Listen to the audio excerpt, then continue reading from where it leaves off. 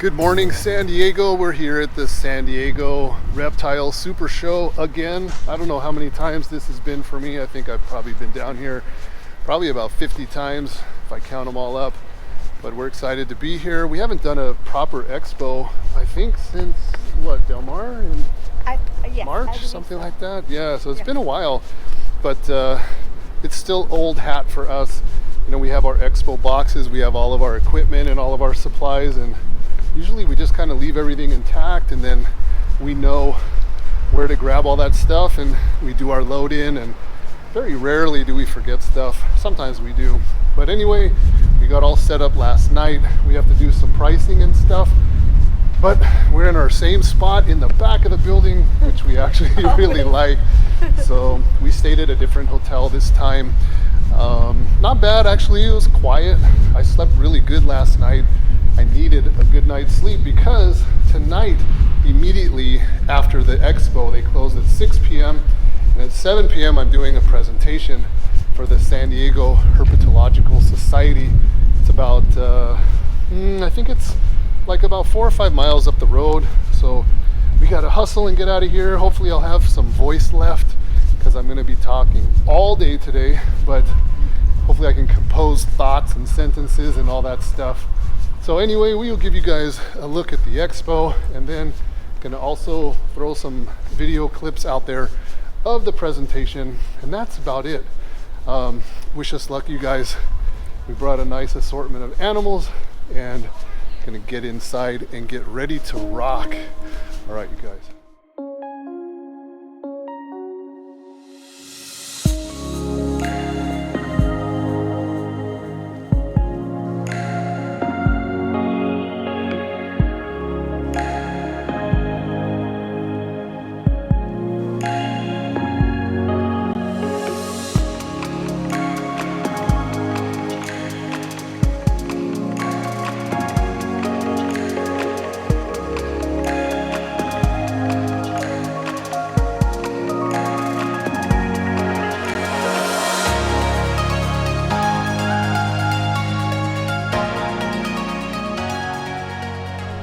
Alright, you guys, so we'll do a show preview. I always give you guys a look at what we have on the table. For me, it seems like it's getting a bit redundant for you guys because we're doing these videos a lot. Every time we do the expo, we show the tables, show the displays. The variety does change a little bit, so let's get started. I'll show you guys what we have. We have 2 different localities of monkey tail skinks. The ones in the front here, these are Malaita. These are basically all the monkey tail skinks that are in the hobby currently are from this particular locality. We ended up also getting a Savo Island locality. It's the first time that those locality animals have been brought into the country. I just have 2 of each on display. Back here I have, I don't know if you guys can see them from over there, but we have a whole box full. We have like, what do we have, Apple? Like 4 or 5 of each locality, something like that? Yes. So anybody that's interested, of course, our intention will be to pull out the box and let them pick the animals that they want through the selection that we have. We can only display so much, but maybe if we start selling stuff, we can make some space available and put more animals out. We have some mangrove snakes. I just took the 2 largest ones that I had to put them on display. The smaller animals we have in the cups, you'll see those in a second, have those on the other end of the table. Next door we have Halmahera blue tongue skinks. We have a smaller amount of babies. These are always a crowd pleaser, so we ended up getting some surplus animals. Moving next door we have Solomon Island ground boas. These are the smaller ones, mixed gender. We have males and females in here, so we have a nice little assortment of those guys.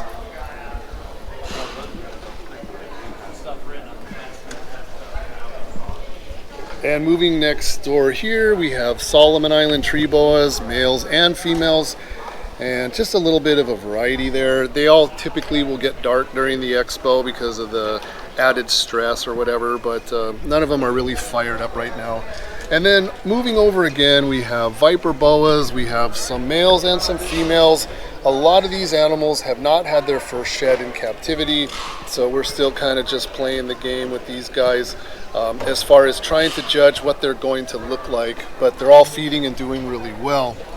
Moving around the corner here, we have kind of a random offering for us from DM Exotics. We have a female black-headed python. This particular animal is Poshead exanthic. She's tame and she's quite a nice animal, but we brought her out to the show, see if somebody can use her, because we certainly don't really have a use for that animal. And then over here we just have a random selection of adult Solomon Island ground boas. We have a couple different color phases here, some possible gravid females as well, and smaller animals are feeding and the larger ones are not, because they're probably pregnant when I pull them out, and they're really fat like sausages.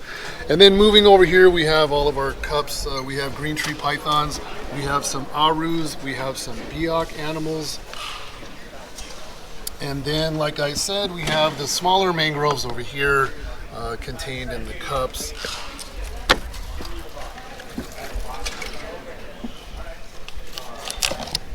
And one pair of Kofiau Island dwarf tree boas, Candoya carinata. Had these guys for a long time now. They're finally taking scented rodents. And then one Malaysian kukri snake. And that is pretty much the last of what we brought out to the show to offer. So it's a pretty wide selection. And that is about it, you guys. We'll give you guys another look at some of the show. I'll probably send Apple with the camera. She'll run around and show you guys what's going on at the show here today. And that is about it. We'll get back with you later. All right, you guys.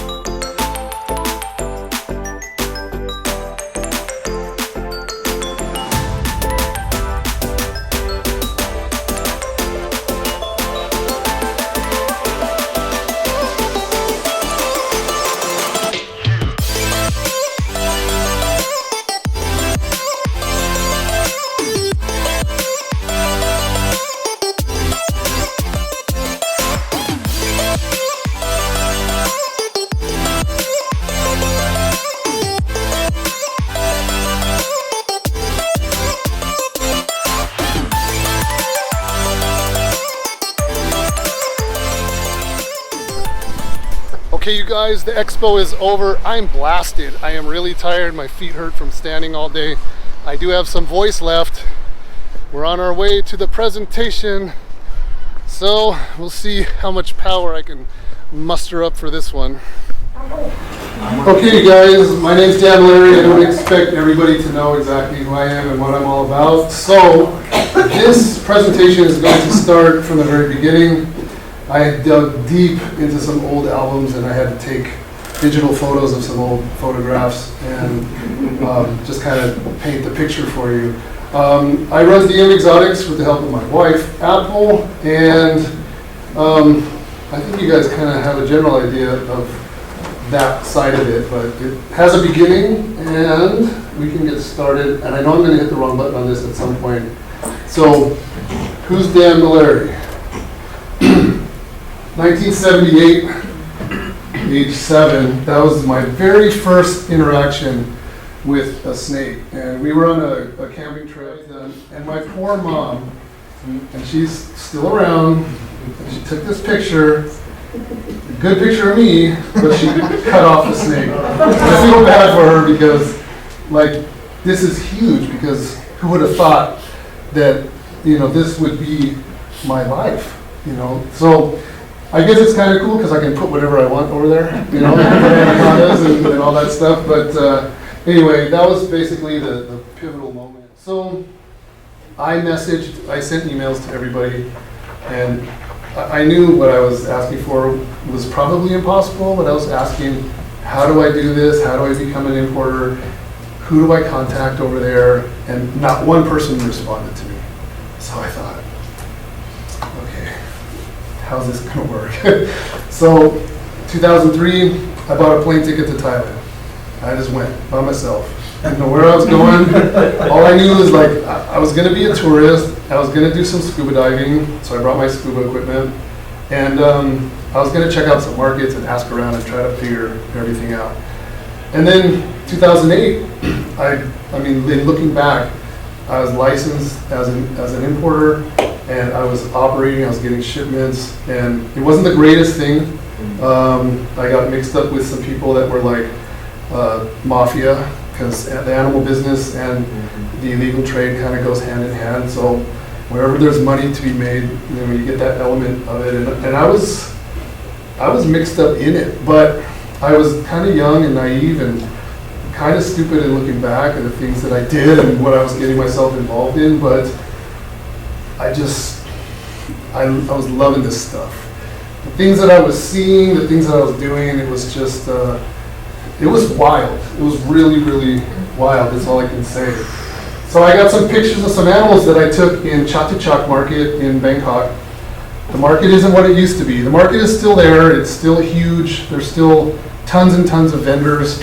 There's still an animal market, but it's not the illegal animal market it was back in the day when I started. But I was seeing things from Borneo, from Burma, and these fish guys were telling me, these freshwater eels or freshwater morays and this and that, and the first ones ever to leave Borneo and whatever, and they're in the fish market, and I was just kind of blown away.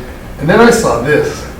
I've never seen this in my life, and I'm thinking coelacanth story, right? I'm thinking I just discovered some new animal that, like, some fossil creature that is alive. These are all outdoor pens. This is a holding facility. There's ponds. These are all like monitored breeding areas. This is all holding buildings. This is a pretty serious place. Most of those ponds are filled with fly river turtles and lots of different things. Yeah, just all kinds of crazy stuff. But it's really beautiful, and he has expanded since our last visit. So we're going to be returning at some point, and then I'll have to do more drone footage and more film of the new compound in 2003. I'm a tourist. I got to do it. I'm in Thailand, right? I got to ride the elephant. Now I know better now. The girls, we had a lot of fun. We had a lot of fun with that. Muay Thai. I used to do a lot of Muay Thai fighting when I would go over there. So I would go over there and I'd be knocking down business. I would be eating the food, scuba diving, Muay Thai, just everything. I was really, that's living the dream. It was amazing. Cool. And I didn't only import reptiles, I imported Apple. And I'm just showing that picture because so many things have happened to me while traveling. It's really changed my life. It's just you just never know. You never know the path that this stuff takes you. And I think you guys can figure out why I'm fascinated with this place, because it's heaven on earth. It's crazy. The reefs are there, the jungle's there, people are really cool. Reptiles are all there. All the reptiles that I know and love. It's hornbills, everything. It's all there. It's just an amazing place. The tourists aren't there. That's also like a huge plus. It's not easy to get to, but that's why there's no tourists there, because it's very far.